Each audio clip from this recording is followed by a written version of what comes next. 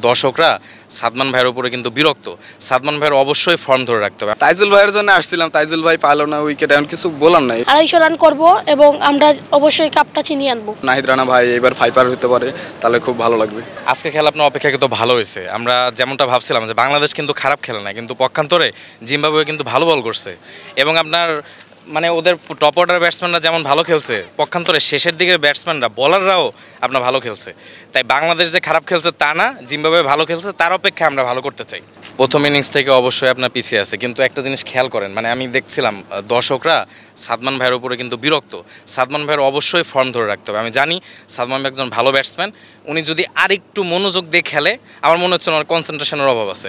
এটা একটা big reason হতে পারে, ওনার পারফরমেন্স বর্তমানে খারাপ সেই কারণে।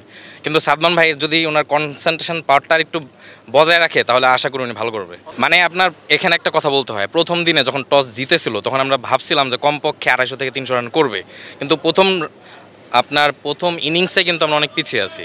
তাই আমরা চাই কমপক্ষে 250 রানের লিড লাগবে। তাছাড়া ভাই জিম্বাবুয়ে যেভাবে খেলছে জেতা টাফ হবে। ব্যাটিং ভালো করছে, আপাতত যে ব্যাটিংটা করছে ভালো, কিন্তু সাদমান ভাই যদি টিকে থাকতো হয়তো বা আমরা আরেকটু রানের আশা করতে পারতাম, কিন্তু সাদমান ভাই ভাগ্যবশত সে আউট গেছে।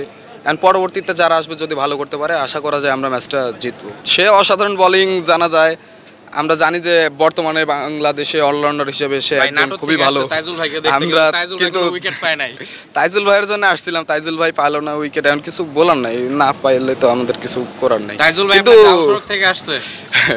কিন্তু মেহেদী হাসান মিরাজ ভাই খুবই ভালো বল করছে, আশা করি সে আরও এগিয়ে যাবে।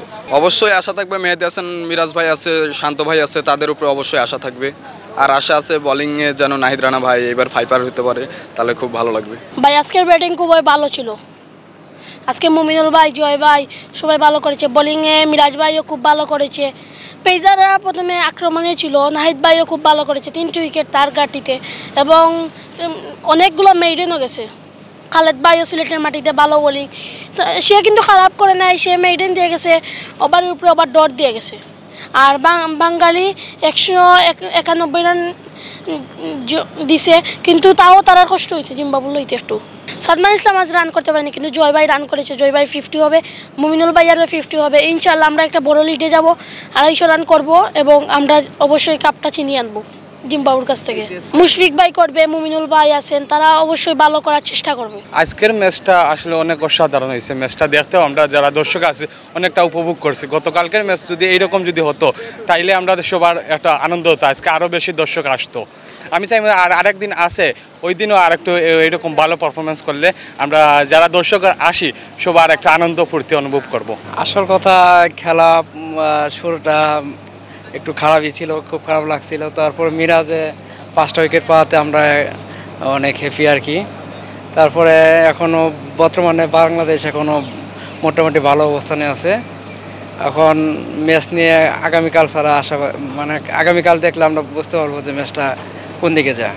হ্যাঁ, একটু আছে মাহমুদুল হাসান, জয়, মমিনুল হক, শান্ত, জাকির আলী, অনেক, এরা যদি টিকতে পারে তাহলে অবশ্যই ম্যাচটা ভালো দিকে যাবে।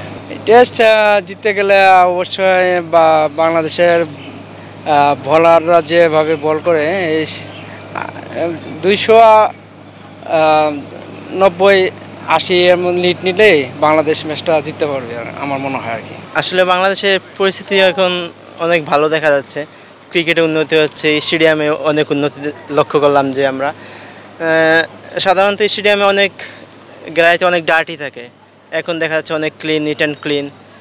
I like this environment because their government and others facility আছে স্টেডিয়ামে। অনেক ভালো লাগলো আসলে, খেলা দেখে অনেক এনজয় করলাম।